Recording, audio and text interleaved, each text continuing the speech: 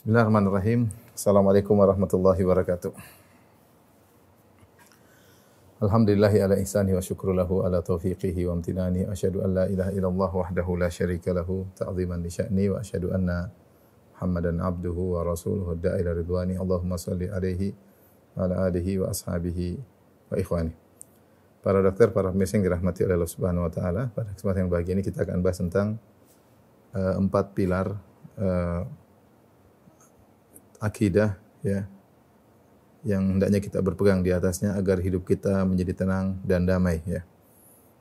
Tema ini diambil dari sebuah kajian yang disampaikan oleh Syekh Dr. Husain Al-Syekh, Imam Al-Masjid Nabawi, Imam dan Khatib Masjid Nabawi. Kemudian saya diamanahkan untuk menyampaikan empat pilar akidah tersebut. Ya. Adapun empat pilar tersebut yang akan kita bahas ya. Ya, akidah agar hidup tenang.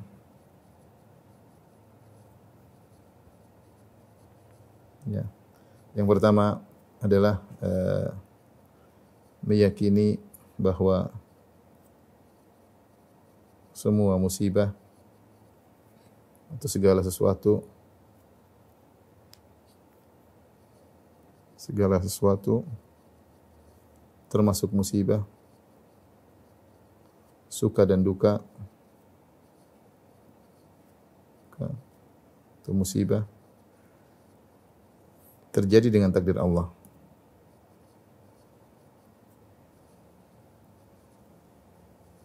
Takdir Allah. Ini yang pertama. Kemudian meyakini bahwasanya yang kedua, setelah kesulitan pasti ada kemudahan.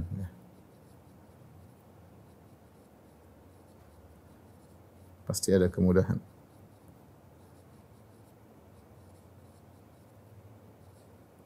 Kemudian pilar yang ketiga ya, adalah bahwasanya tidak ada yang bisa mengangkat musibah kecuali Allah.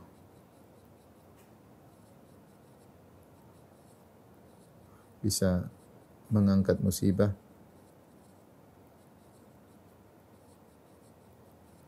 kecuali Allah. Yang terakhir, bahwasanya rizki seluruh makhluk berada di tangan Allah. Rizki seluruh makhluk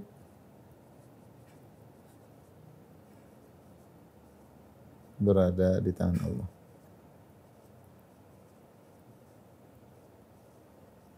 Tapi inilah empat pilar akidah yang akan kita bahas pada kesempatan kali ini, ya, satu persatu insyaallah taala, agar kita bisa tenang dalam kehidupan ini. Karena kita tahu dalam kehidupan ini tidak semua sesuai dengan harapan, tidak sesuai dengan keinginan, ya. Betapa banyak hal-hal yang timbul di luar daripada kehendak kita, di luar dari prediksi, di luar daripada ekspektasi, ya. Dan ini kenyataan yang kita jalani. Baik dalam lingkup kecil, ya, misalnya dalam keluarga, ternyata pasangan hidup kita tidak sesuai dengan kita harapkan, ya. Terkadang anak-anak yang kita memasang harapan tinggi ternyata tidak sesuai dengan kita harapkan, misalnya. Demikian dalam pekerjaan ternyata di luar dari ekspektasi kita, tetangga, terkadang murid-murid kita, ustadz kita, dan demikianlah. Terkadang kita ingin ke utara, ternyata takdir mengharuskan kita pergi ke selatan. Kita ingin berlayar ke timur, tetapi ternyata angin berhembus ke arah barat. Oleh karenanya, kita harus memiliki pilar-pilar akidah. Tentunya banyak pilar-pilar akidah tersebut. Namun di antaranya ada empat pilar akidah yang dipilih oleh Syekh Husain Al-Syekh Fidahullah Ta'ala, yang bisa menjadikan seorang tenteram dalam kehidupan ini, dalam apapun kondisinya, dalam kesulitan yang dihadapi, dalam pernak-pernik kehidupan, problematika kehidupan ini. Tapi yang kita bahas dari yang pertama, yaitu tentang bahwasanya segala sesuatu termasuk musibah. Pilar pertama, ya, suka duka, ya, sesuai dengan takdir Allah. Tentunya yang kita ingin fokus adalah masalah duka, ya, kesedihan. Kalau suka kadang-kadang orang lupa, ya. Padahal kita beriman kepada takdir, nu'minu bil qadar khairihi wa syarrihi, beriman kepada takdir yang baik maupun yang buruk. Namun perlu ditekankan ketika kita mengalami duka, mengalami kesedihan. Nah, untuk ini ada dua ayat ya, yang perlu kita ingat ya. Dua ayat. Yang pertama dalam surat At-Taghabun ayat 11.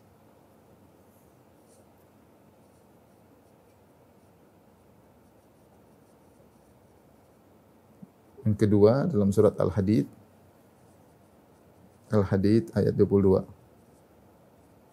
Allah berfirman dalam surat At-Taghabun ayat 11, "Ma asaba min musibatin illa biiznillah." Ya, kata Allah Subhanahu wa taala, "Ma asaba min musibatin illa biiznillah. Wa man yu'min billahi yahdi qalbah. Wallahu bikulli syai'in alim." Wallahu bikulli syai'in alim. Baik. Allah berfirman, "Ma asaba min musibatin illa biiznillah." Tidak ada satu musibah pun yang menimpa kecuali dengan izin Allah ya. Perhatikan. Tidak ada musibah apapun yang menimpa kecuali dengan izin Allah. Maksudnya dengan takdir Allah Subhanahu wa taala, yaitu Allah yang mentakdirkan musibah tersebut. Di sini musibah apapun ya, umum. Apapun musibah tersebut terkait dengan fisik, terkait dengan keluarga, terkait dengan anak-anak, terkait dengan usaha kita, terkait dengan apapun ekonomi kita ya. Karena musibah bisa datang dari berbagai macam arah ya. Sakit yang kita derita, keletihan, kemudian kesedihan, kegelisahan, ini semua adalah musibah, perkara yang tidak kita sukai. Tidak ada yang terjadi kecuali dengan izin Allah Subhanahu wa taala. Ini harus kita yakini. Kemudian kata Allah, "Wa may yu'min billahi yahdi qalbah." Siapa yang beriman kepada Allah, siapa yang beriman, Allah beri petunjuk. Beriman, yahdi qalbah, Allah tunjuki hatinya. Yaitu Allah beri hidayah kepada hatinya. Kemudian Allah tutupi dengan wallahu bikulli syai'in alim. Allah maha tahu atas segala sesuatu. Atas segala sesuatu. Ayat ini ketika ditanyakan kepada Alqamah seorang tabi'in, dia mengatakan, apa maksudnya firman Allah, "Wa may yu'min billahi yahdi qalbah." Siapa yang beriman kepada Allah, Allah akan beri hidayah kepadanya. Yaitu siapa yang imannya kuat, dia beriman dengan takdir. Dia tahu bahwasanya semua ini dari Allah Subhanahu wa taala, maka Allah akan tambah keyakinan dalam hatinya. Maka beliau berkata, "Ar-rajul huwa ar-rajulu tusibuhu al-musibah faya'lamu annaha min 'indillah fayarda wa yusallim." Yaitu seorang yang terkena musibah, kemudian dia tahu bahwasanya musibah ini dari Allah Subhanahu wa taala, fayarda, maka dia pun ridha dengan musibah tersebut. Wa yusallim, dan dia pasrah dengan musibah tersebut. Karena dia tahu yang memberikan musibah tersebut adalah Allah. Allah yang bikulli syai'in alim, yang maha mengetahui segala sesuatu. Ketika dia tahu bahwasanya yang memberikan musibah kepada dia adalah zat yang maha adil, zat yang maha sayang kepada hambanya yang beriman, ya. Zat yang tidak akan berbuat zalim kepada Tuhan, yang tidak akan berbuat zalim kepada hambanya. Tuhan yang lebih tahu apa yang terbaik bagi hambanya. Ya. Dia hadirkan itu semua, maka dia akan ridha dan pasrah. Dia akan ridha dan pasrah. Dia tahu bahwa ini keputusan yang terbaik dari Allah Subhanahu wa taala. Dia ridha dan dia pasrah. Ya. Dan demikian kalau setiap orang meyakini akan hal tersebut, dia akan mudah pasrah dengan apa yang Allah takdirkan kepadanya. Kenapa? Karena Tuhan yang memberikan takdir tersebut bikulli syai'in alim. Dia maha mengetahui atas segala sesuatu. Dia maha mengetahui apa yang terbaik bagi hambanya. Dia maha mengetahui kadar musibah yang akan diberikan kepada hambanya. Dia akan mengetahui kemampuan hambanya dalam menghadapi musibah. Ya, dia yang lebih mengetahui ya, apa yang lebih maslahat bagi hambanya. Karena Tuhan tersebut mengetahui semuanya, segala sesuatu, baik mikro maupun makro, dari segala sisi dia tahu. Sementara kita manusia penuh dengan keterbatasan. Kita hanya melihat, mengukur maslahat dari satu sisi. Menurut kita ini maslahat. Ternyata di balik musibah ada maslahat. Di balik musibah ada maslahat, dan maslahat itu banyak, maslahat duniawi, maslahat ukhrawi, ya, keyakinan, keimanan yang bertambah. Allah gembleng kita sedikit demi sedikit, ya. Oleh karenanya kalau kita tahu semua adalah dengan takdir Allah Subhanahu wa taala, maka kita lebih mudah menerima dan kita tenteram karena kita bersandar kepada Tuhan yang Maha Adil, yang Maha Baik, tidak berbuat zalim kepada hamba-hambanya, yang Maha Sayang, lebih tahu tentang maslahat hamba-hambanya. Nah, ini harus kita yakini, ya. Oleh karenanya untuk membantu hal ini, ketika kita terkena musibah, kita langsung mengatakan qadarullah wa ma syafa'al. Ini semua takdir Allah. Yang kita ingatkan bahwasanya ini kejadian ada yang atur. Ada yang atur. Ya, mungkin karena sebab kita, mungkin karena kita maksiat, mungkin kita nakal, mungkin kita melanggar, atau karena Allah ingin menguji kita. Tapi kita tahu ini qadarullah. Ini semua takdir Allah. Ya, wa ma syafa'al. Ya, bahwasanya dan apa yang Allah kehendaki pasti terjadi. Kita ucapkan lagi alhamdulillah ala kulli hal. Segala puji bagi Allah dalam segala kondisi. Di balik musibah pasti ada kebaikan. Maka kita memuji Allah di dalam musibah ini, kita puji Allah. Kita bilang alhamdulillah ala kulli hal. Segala puji bagi Allah Subhanahu wa taala. Ini perlu kita ungkapkan ketika terkena musibah. Kemudian juga kita mengucapkan inna lillahi wa inna ilaihi raji'un. Kita ini milik Allah dan kita kembali kepada Allah. Kita ini hanya hamba-hamba Allah. Allah yang mengatur kita. Kita pasrah dengan apa yang Allah berikan kepada kita. Dan yakin bahwasanya yang membuat musibah ini bi kulli syai'in alim. Makanya Allah tutup dengan ayatnya wallahu bi kulli syai'in alim. Maha mengetahui atas segala sesuatu. Dia tahu kadar musibah yang pas menimpa kita. Yang kalau kita hadapi dengan baik, kita akan membawa banyak kemaslahatan. Tugas kita ketika terkena musibah tugas kita apa? Nerima. Adalah terima, pasrah, ridha, ya. Kalau bisa bersyukur alhamdulillah.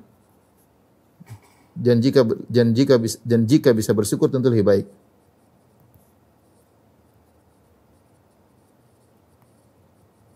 Itu yang terbaik, tapi tidak harus.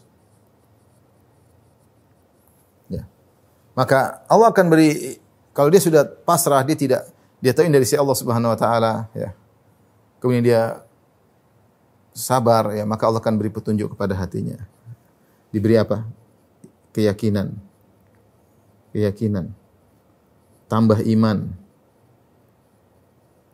Ya. Menghilangkan penyakit hati. Subhanallah. Ini yang sering saya ingatkan. Ibnu Qayyim rahimahullah menyatakan betapa banyak musibah adalah obat. Seperti orang-orang sakit. Orang sakit dikasih obat tentunya kalau dokter yang handal, antum kan para dokter, tentu dia tahu kadarnya sekian, berapa lama minum obat, ya. Kalau memang parah harus ditambah lagi dosisnya, kalau sudah mungkin dikurangi. Dokter tahu persis tentang apa yang pas dengan dia, karena itu bidangnya, ya. Nah, kalau tidak dikasih obat, mungkin penyakit semakin parah tanpa dia sadari. Penyakit parah, semakin parah. Nah, kira-kira demikian fungsi musibah. Kata Ibnu Qayyim rahimahullah taala, ketika Allah kasih musibah, mungkin Allah ingin bersihkan hati kita dari berbagai macam penyakit. Di antara kita ada yang sombong, ada yang angkuh, ada yang terlalu pede, ada yang ujub, ya. Kalau tidak dikasih musibah, semakin ujub, semakin sombong, semakin pede, semakin lupa daratan, lupa lautan. Itu terjadi. Kita bayangkan bagaimana kalau orang tidak pernah sakit, pedenya luar biasa, sombongnya luar biasa. Bagaimana kalau seorang ketika berdagang selalu sukses, tidak pernah rugi. Dia mungkin lupa diri, dia menyangka dia yang hebat, ya. Dia menyangka dirinya yang apa? Dirinya yang hebat. Dan seperti itulah seorang tidak pernah terkena musibah, maka dia bisa terkena penyakit Fir'aun, penyakit kesombongan, penyakit keangkuhan. Disebutkan bahwasanya Fir'aun itu merasa diri sebagai Tuhan karena dia diberi umur panjang dan kuasanya semakin besar.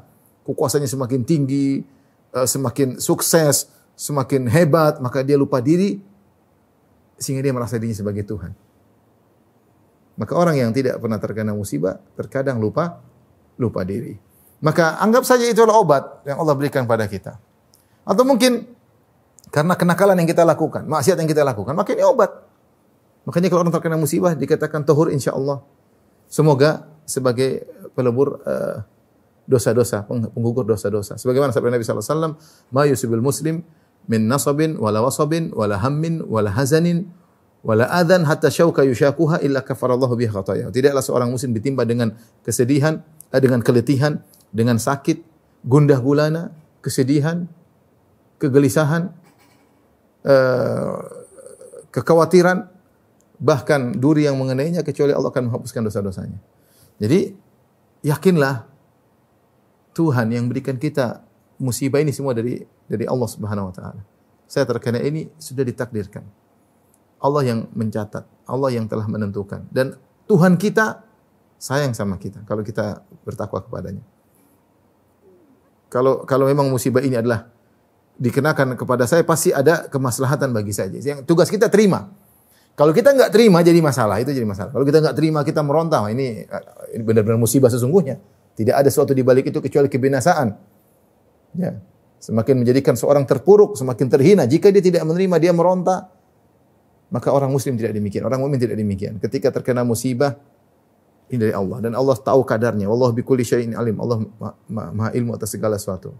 Yang pas buat kita apa? Seperti saya katakan tadi, logika sederhana seperti dokter mengobati pasien. Mana pasien suka obat? Enggak ada pasien suka obat. Pahit, inilah, harus operasi lah, harus potong ini, enggak boleh makan inilah, macam-macam. Tapi Allah tahu kadarnya, berapa lamanya, jenis penyakit yang dihadapi, maka terima. Kapan kita terima, maka akan banyak masalah di balik itu. Keimanan akan semakin tinggi. Kalau orang sudah imannya semakin tinggi, dia akan bahagia. Benar, dia dapat musibah, tapi kebahagiaannya semakin tinggi. Lihat Nabi SAW, hidupnya dipenuhi dengan musibah. Tetapi dia orang yang paling berbahagia. Orang yang paling murah senyum Nabi Muhammad SAW. Padahal musibah menimpanya bertubi-tubi tiada henti-hentinya. Kenapa iman semakin bertambah? Semakin bahagia jika iman seorang bertambah. Ya. Kemudian tadi, menggugurkan dosa-dosa, menambah iman, menghilangkan penyakit hati, dan menggugurkan dosa-dosa.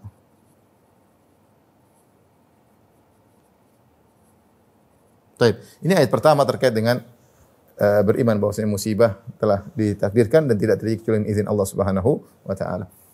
Adapun dalam surat Al-Hadid ayat 22, Allah Subhanahu wa taala berfirman, ya. Ma asaba min musibatin fil ardi wala fi anfusikum. Ma asaba min musibatin fil ardi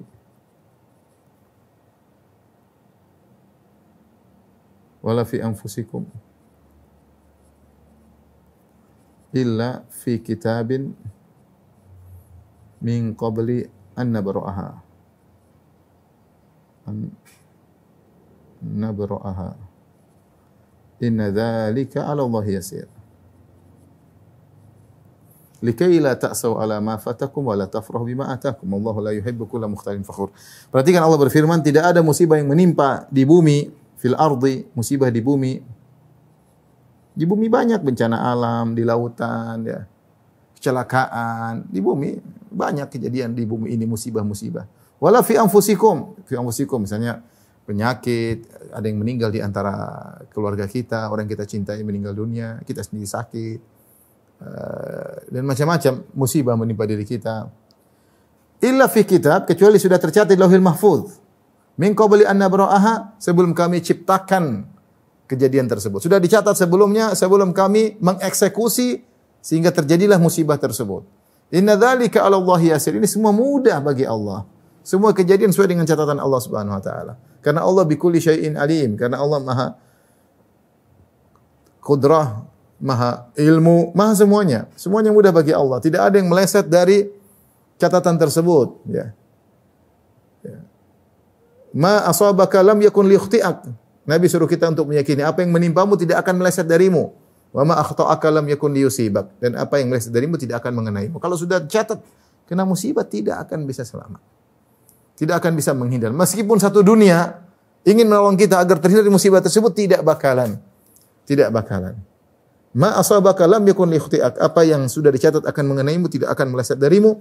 Dan apa yang meleset, semua orang berusaha untuk mencelakakan kita. Tapi kalau Allah sudah takdirkan meleset, tidak akan mengena. Ya. Inna dzalika Allah yasir. Semuanya mudah. Buat apa tujuannya? Likai la ta'saw 'ala ma fatakum. Agar kalian tidak putus asa dari apa yang luput darimu. Karena tahu ini semua dicatat, pasti ada kebaikannya. Wala tafrahu bima atakum, dan jangan sombong dengan apa yang Allah berikan padamu. Ini tujuan dari kita terkadang terkena musibah, untuk memanage hati kita. Allah maintain hati kita agar hati kita stabil. Karena kalau kita diberi musibah, diberi kesenangan terus, akhirnya kita bisa sombong dan angkuh. Tapi kalau kita dikasih musibah, ya, kita lupa bahwasanya sudah dicatat oleh Allah, kita bisa putus asa. Maka Allah jelaskan semua sudah ditakdirkan, dan yang mentakdirkan tersebut ala zat yang Ar-Rahim, yang Maha Penyayang, Al-Bar, yang Maha Baik, Al-Ghafur, yang Maha Pengampun, ya, yang Maha Adil, yang tidak berbuat zalim. Ma rabbuka bidzallamil lil abid, yang lebih sayang kepada hambanya daripada seorang ibu kepada anaknya, yang lebih tahu tentang masalah kita. Syaratnya kita harus, tugas kita adalah menerima. Ini yang saya sampaikan. Harus kita terima. Baru hidup ini akan menjadi tentram dan tenang, ya. Hidup ini menjadi tentram dan tenang. Ini pilar yang pertama, bahwasanya semua yang sudah ditakdirkan, semua yang terjadi musibah, tidak ada yang keluar dari takdir Allah Subhanahu wa taala. Sudah. Tapi kita masuk pilar yang kedua.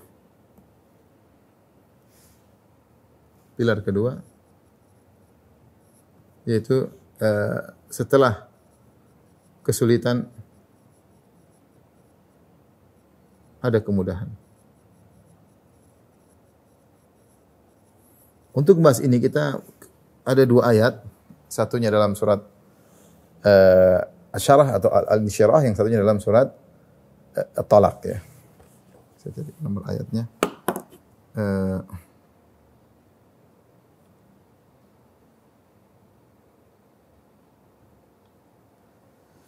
At-Talaq ayat 7, yang satu dalam surat Asy-Syarah, akhir surat Asy-Syarah, sebelum akhir, ya. Itu Alam nashrah laka sadrak atau Al-Insyirah, Asy-Syarah, ya. Kemudian yang satunya lagi dalam surat At-Talaq ayat 7. Adapun Al-Insyirah, inna ma'al usri yusra fa inna ma'al usri yusra. Jadi kita semua sudah hafal, cuma ingin cari nomor ayatnya.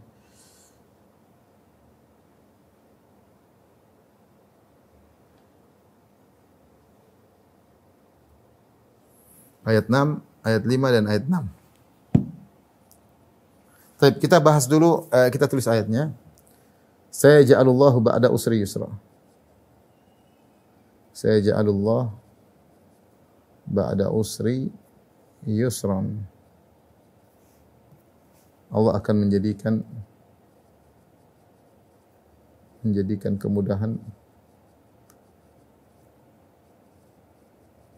kemudahan setelah kesulitan.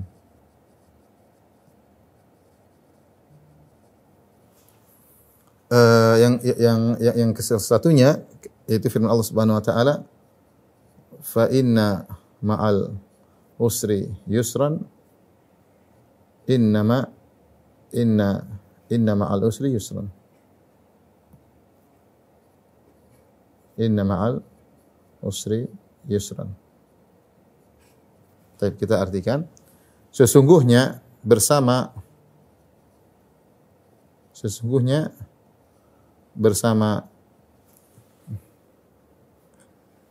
kemudahan ada kesulitan, bersama kesulitan ada kemudahan. Sesungguhnya di sini ada maka sesungguhnya. Di sini sesungguhnya bersama kesulitan ada kemudahan. Nah, saya ingin menyampaikan di sini bahwasanya Allah menekankan bahwasanya bersama dengan kesulitan itu ada kemudahan, ya, dari beberapa sisi, ya. Poin pertama, ya, penekanan pertama, jadi kebersamaan ini, ya, Allah menunjukkan bahwasanya di balik kesulitan ada kemudahan. Di balik kesulitan ada kemudahan. Dalam ayat ini dari 4 sisi. Yang pertama, Allah buka dengan inna. Inna artinya sesungguhnya. Allah tekankan. Dan ini adalah penekanan. Sesungguhnya bersama dengan kesulitan ada kemudahan. Ini yang pertama. Kemudian yang kedua, Allah mengulang-ulangi pernyataan tersebut. Allah mengulangi 2 kali. Allah mengulangi 2 kali. Dan ini tambahan penekanan tentunya. Tambahan penekanan. Jadi kalau kita dapat musibah, kita ingat pilar pertama, kita ingat juga pilar yang kedua. Bahwasanya bersama dengan kesulitan ada kemudahan. Kemudian yang ketiga, berarti yang ketiga, di sini Allah Subhanahu wa taala menyebut kesulitan sekali, menyebut kemudahan 2 kali. Allah sebut kesulitan sekali, adapun kemudahan disebut 2 kali. Disebut 2 kali. Oleh karenanya sebagian sahabat Ibnu Mas'ud mengatakan walan yagliba usru yusrain, ya. Kata Ibnu Mas'ud radhiyallahu anhu, satu kesulitan tidak akan mengalahkan, tidak akan mendominasi 2 kemudahan.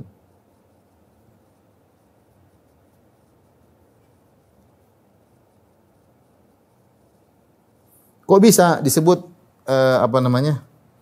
kesulitan 2 sekali dan kemudahan disebut 2 kali? Padahal ayatnya sama-sama 2. Al-usr, yusr. Perhatikan. Al-usr disebut artinya al-usr artinya kesulitan. Al-usr diulangi lagi al-usr. Yusron diulangi lagi yusron. Harusnya sama-sama 2. Tapi kata para ulama, kalau siapa yang tahu bahasa Arab, dia tahu al-usr di sini ada alif lam. Perhatikan, al-usr ada alif lam. Alif lam disebut dengan alif lam al-ahdiyah. Yaitu kalau kita bahasa kita artikan sungguhnya bersama kesulitan itu, kesulitan yang sudah kita ngerti. Beda dengan yusran. Yusran tanpa alif lam. Dia nakirah. Yusran, bukan al-yusra, tapi yusran. Nah, dalam bahasa Arab yusran itu nakirah tidak kita ketahui atau nakirah tidak ditertentu. Sehingga ketika al-yusra sungguhnya bersama kesulitan itu ada kemudahan yang tidak tertentu. Kemudian Allah ulangi sungguhnya inna ma'al usri, yang kedua, ayat yang kedua, inna ma'al usri, sungguhnya bersama kemudahan itu. Nah, kemudahan sungguhnya bersama kesulitan itu. Jadi kesulitan itu di ayat yang nomor 5 dan ayat nomor 6 ini sama saja. Jadi al-usr sama al-usr yang ini sama al-usr yang pertama ini sama. Karena menggunakan alif lam al-ahdiyah, yaitu kalau kita artikan bahasa Indonesia, sungguhnya bersama kesulitan itu ada kemudahan. Kita ulangi lagi. Jadi fa inna ma'al usri yusra artinya sungguhnya bersama kesulitan itu atau kesulitan tersebut ada kemudahan. Kemudian diulangi lagi. Inna ma'al usri yusra ayat ke-6, sungguhnya bersama kesulitan tersebut ada kemudahan. Nah, tersebut berarti kesulitannya sama. Jadi sebenarnya satu yang diulangi.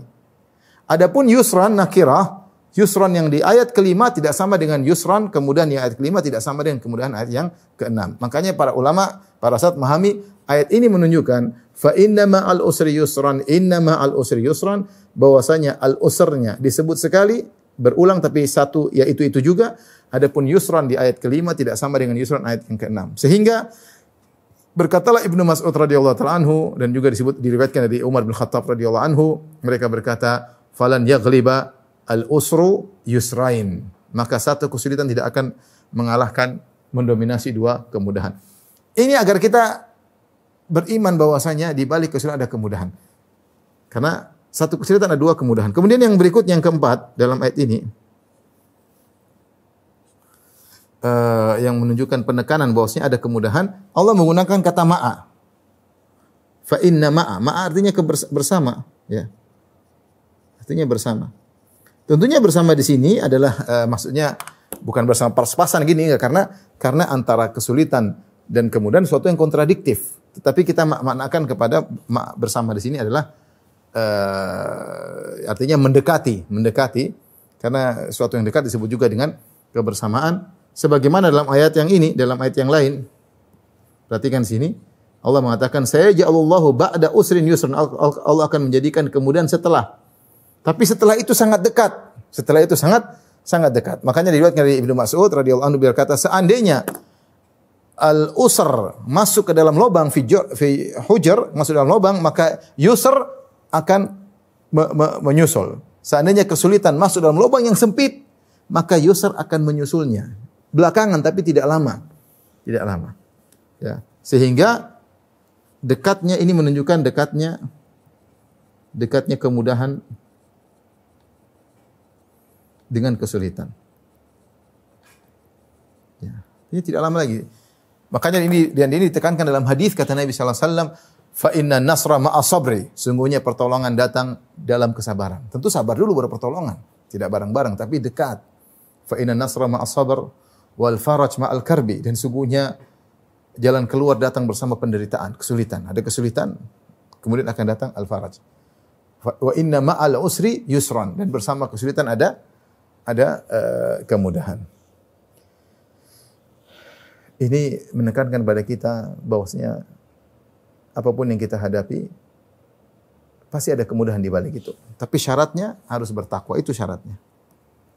Sama seperti yang pertama tadi, harus pasrah. Kalau ada kita yakin semua dari sisi Allah, bagaimana kita bisa mendapatkan dampaknya? Kita pasrah terima. Baru ada dampaknya. Demikian juga bagaimana kita bisa mengerti ayat ini bahwasanya benar-benar ada kemudahan ketika kita bertakwa. Syaratnya bertakwa. Makanya Allah berfirman dalam surat At-Talaq, "Wa may yattaqillaha yaj'al lahu makhraja." Wa may yattaqillaha yaj'al lahu makhraja. Siapa yang bertakwa, Allah berikan solusi baginya. Pasti ada solusi. Jika seorang menghadapi kesulitan dan tidak ada solusi, dia kurang bertakwa. Karena Allah telah menggambarkan bahwasanya kemudahan itu bersama dengan kesulitan, dekat.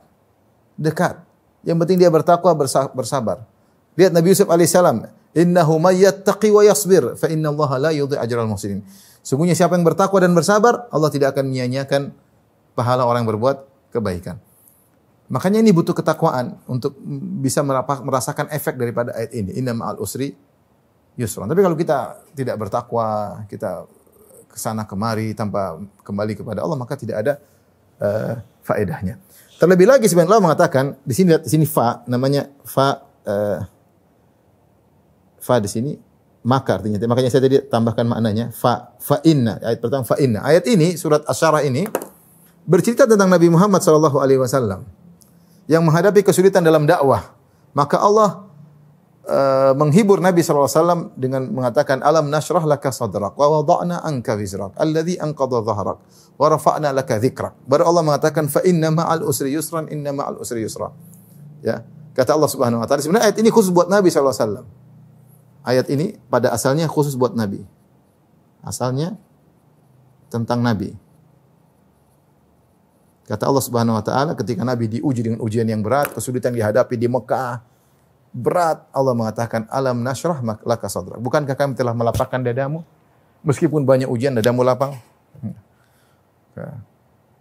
Wa rafa'na laka alam nashrah laka sadrak wa rafa'na laka dzikrak. Kami telah mengangkat penyebutanmu. Ya. Kemudian wa rafa'na alam nashrah laka sadrak. Gimana ayatnya?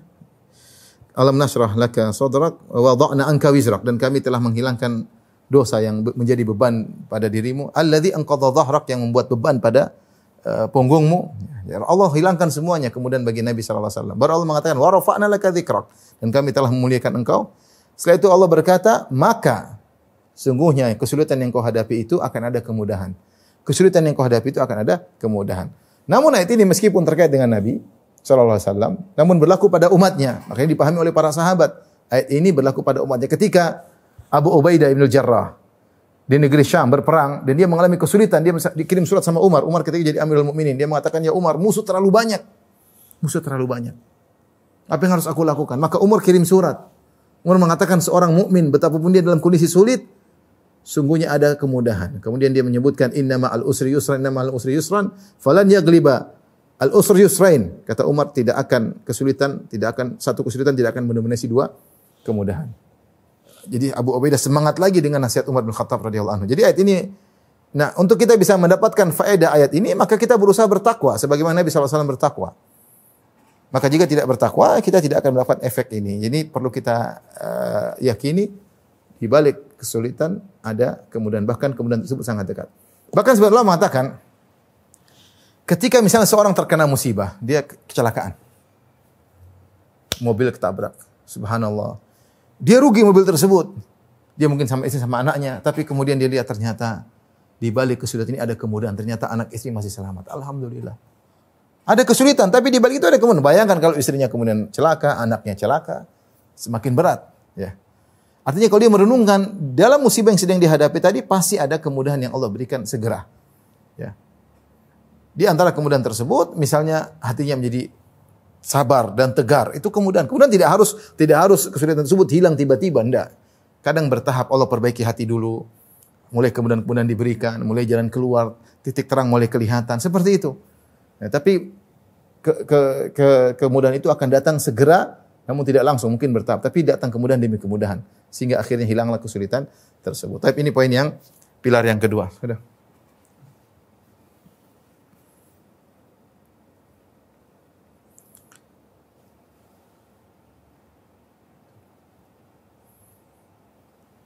Tapi pilar yang ketiga, ini sudah kita singgung sebenarnya, ya. Tidak ada yang bisa menghilangkan musibah kecuali Allah. Ini poin penting. Mengangkat musibah kecuali Allah.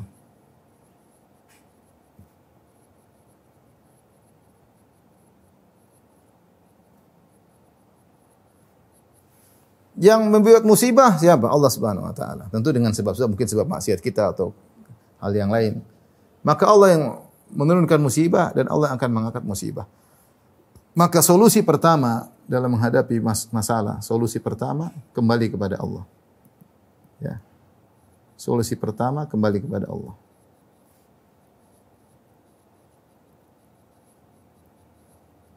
Caranya kembali kepada Allah gimana? Segera istighfar. Segera bertobat.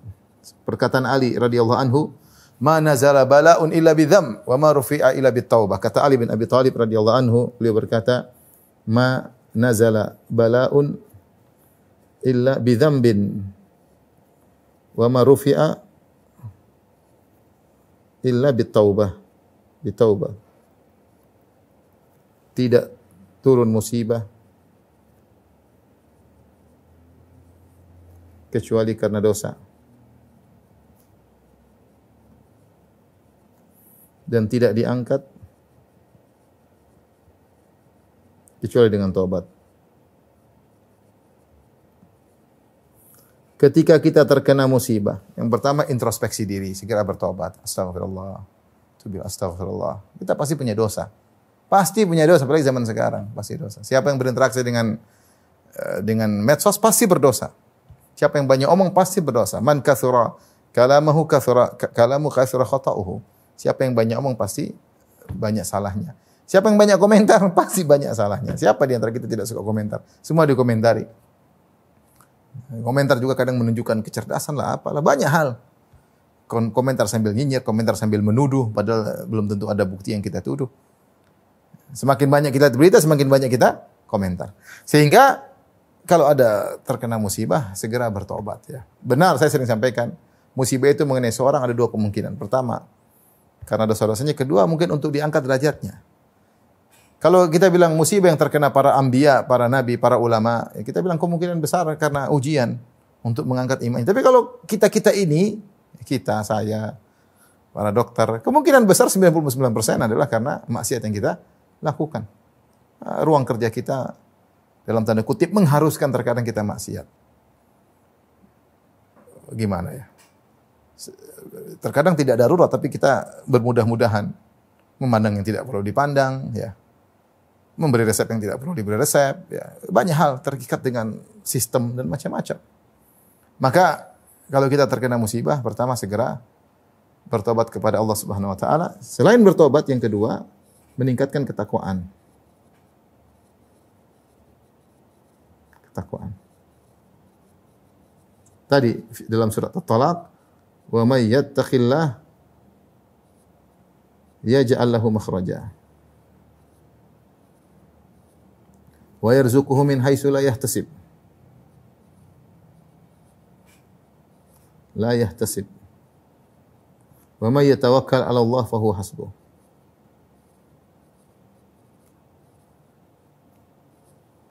Saya sering sampaikan ini, Allah berfirman di dalam surat At-Talaq.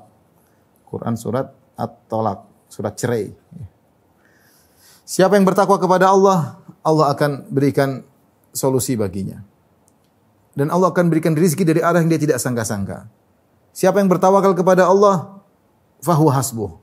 Maka Allah akan cukup baginya. Ini ayat semua terkait dengan masalah tolak.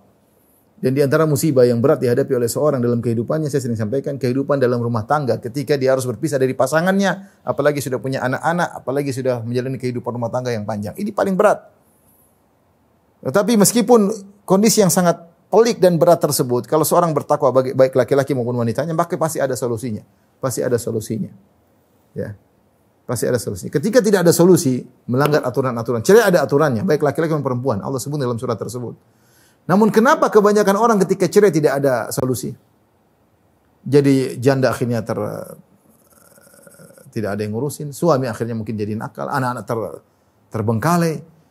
Kenapa? Karena dua-duanya tidak menjalankan perintah Allah Subhanahu wa taala. Tidak bertakwa kepada Allah dalam menjalani proses perceraian.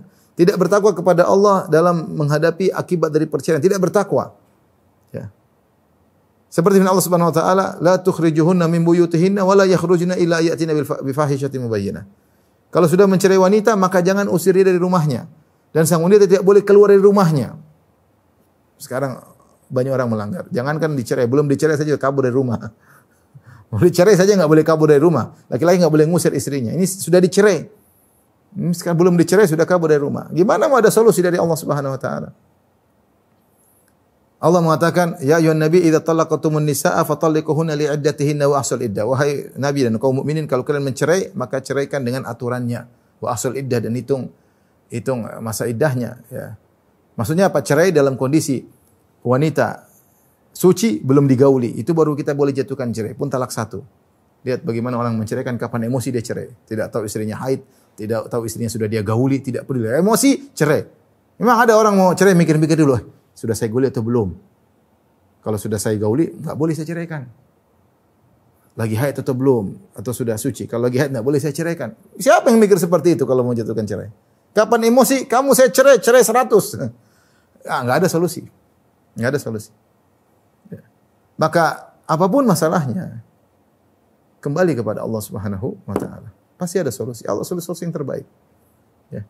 Bahkan kalau orang sakit parah, kemudian kembali bertakwa kepada Allah, seandainya dia pun dia meninggal, yakinlah itu solusi yang terbaik. Seandainya dia pun dia meninggal, itu solusi yang terbaik bagi dia. Dia tidak tahu kalau dia beri kesehatan apakah dia lebih bertakwa atau lebih parah, umur panjang menambah kedekatan pada Allah atau semakin jauh. Lebih bagus dia meninggal dalam kondisi bertobat kepada Allah. Jadi masalah apapun, bertobat, perbaiki diri.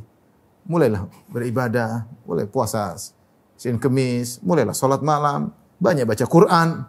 Bukan terkena masalah kemudian baca ini maksiat, nonton film, cari hiburan, minum bir, ngobrol sana sini, ngalor ngidul, curhat kemana-mana, tulis di status, baca komentar orang. Apa solusi seperti itu? Bikin status, ribut-ribut lawan status di medsos, buang-buang umur, tidak ada solusi. Bukan itu cara bertakwa. Bertakwa itu innama ashku bathi wa huzni ila Allah. Sebagaimana perkataan Nabi Yakub, tidaklah aku mengeluhkan kesedihanku kecuali hanya kepada Allah Subhanahu wa taala. Itu baru kita yakin bahwasanya yang bisa mengangkat musibah hanyalah Allah Subhanahu wa taala. Tidak ada yang bisa mengangkat. Oleh karenanya, siapa yang menyerahkan kepada Allah, Allah pasti kasih solusi. Maka di sini Allah mengatakan wa yarzuqhu min haitsu la yahtasib. Pertama di sini perhatikan. Dan Allah berikan rezeki dari arah yang dia tidak sangka-sangka. Kenapa? Karena orang kalau dalam kondisi pelik, dia bingung dari mana dia ada solusi, dia bingung. Tapi Allah sudah bilang akan ada solusi rezeki dari arah yang kau tidak sangka. Siapa yang atur? Serahkan kepada Allah. Syaratnya kamu bertakwa. Ikhtiar tapi kamu bertakwa. Jangan cuma ikhtiar ke dokter, ke sana kemari, curhat tapi tidak ada takwa.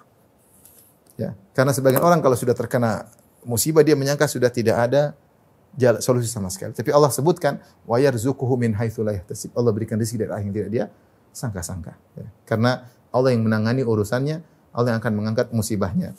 Tapi yang terakhir, sudah.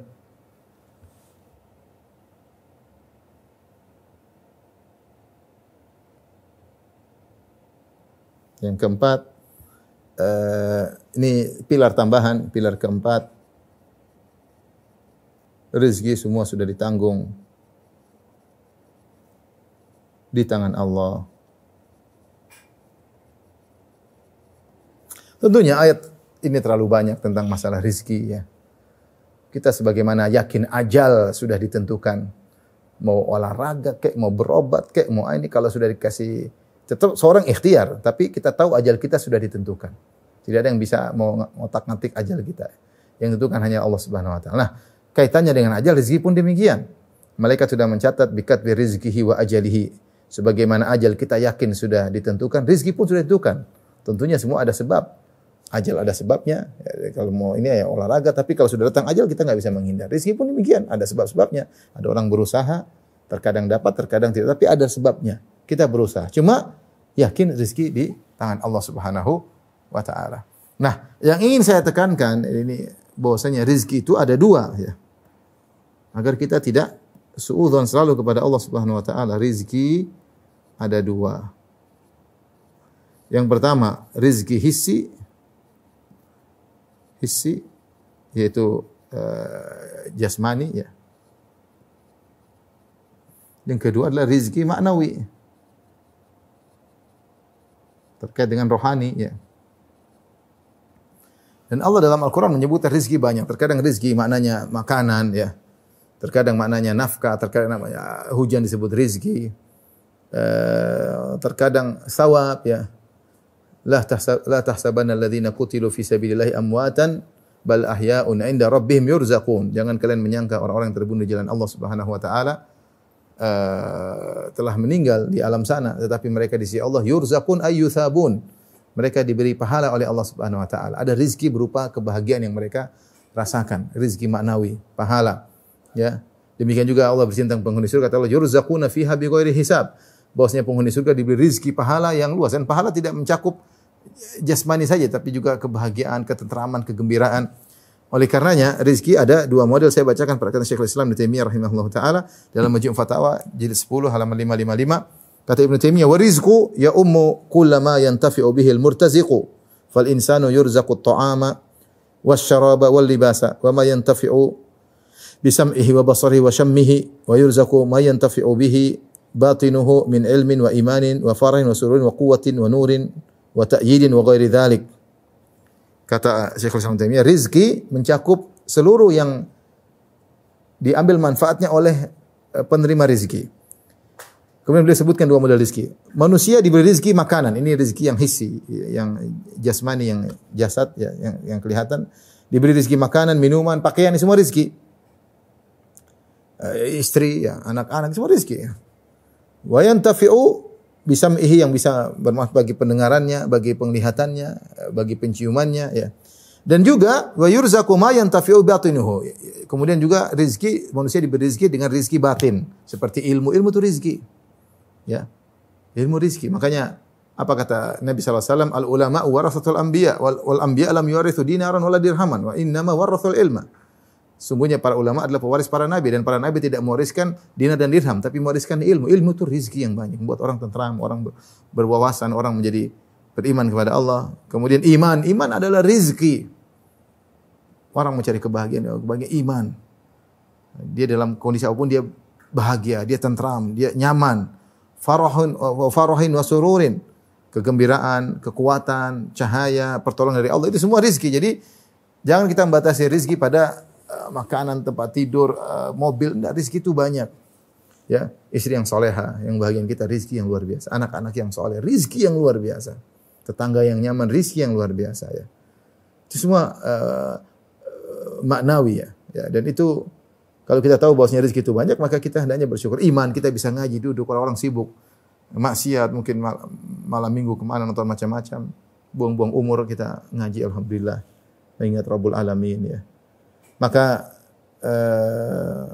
kita tahu bahwa rezeki ada dua model. Semuanya telah tercatat, tinggal kita sudah tercatat, tapi kita harus ikhtiar.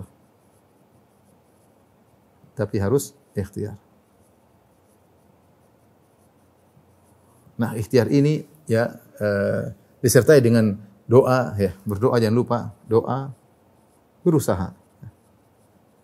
Ya, Rasulullah sallallahu alaihi wasallam ketika habis salat subuh beliau berdoa, Allahumma inni as'aluka ilman nafi'an wa rizqan thayyiban wa amal mutaqabbala. Ya Allah, berikan aku ilmu bermanfaat, rizki yang thayyib, yang halal, dan amal yang diterima. Maka seorang ketika mencari rizki, dia berusaha, tapi dia terima apa Allah berikan kepada dia. Apa yang Allah syariat bagi dia, itu yang terbaik bagi dia.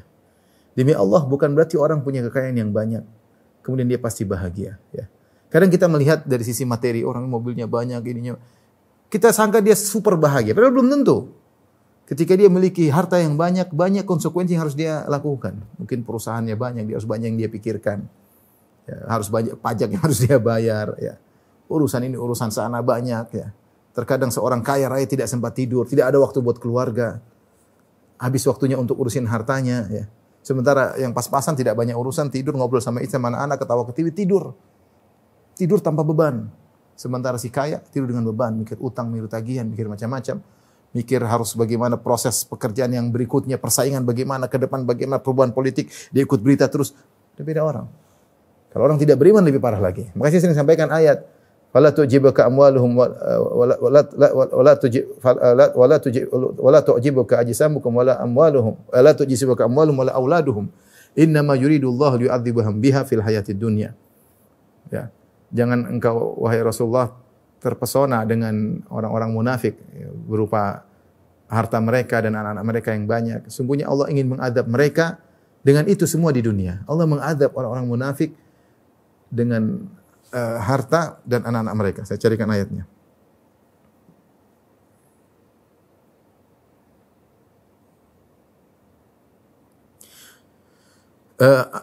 Surat At-Taubah ayat 55. Fala tu'jibuka amwaluhum wala auladuhum.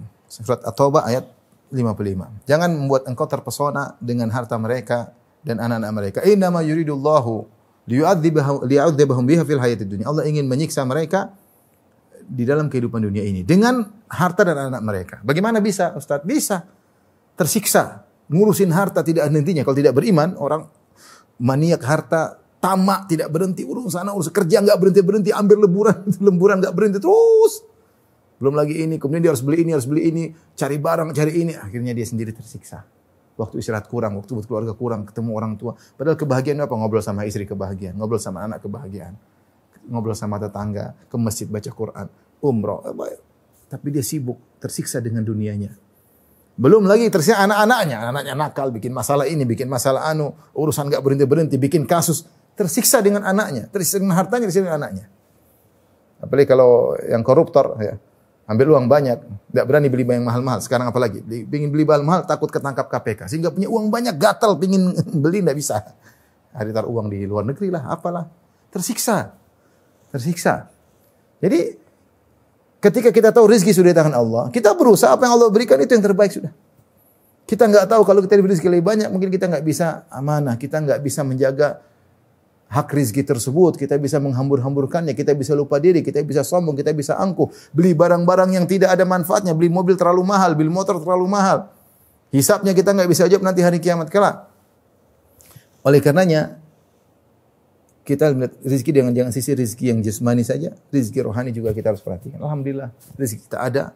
Allah berikan kita keimanan, Allah memberikan kita untuk mengaji, kita bisa sholat, alhamdulillah. Kita bisa berjamaah, alhamdulillah. Maka kita syukuri sehingga hidup kita tenang, ya. Wallahu ta'ala alam bisawab. Ini saya yang saya sampaikan, semoga bermanfaat. Wallahu alam bisawab, demikian saja apa yang saya sampaikan. Wabillahi taufiq wal hidayah. Assalamualaikum warahmatullahi wabarakatuh.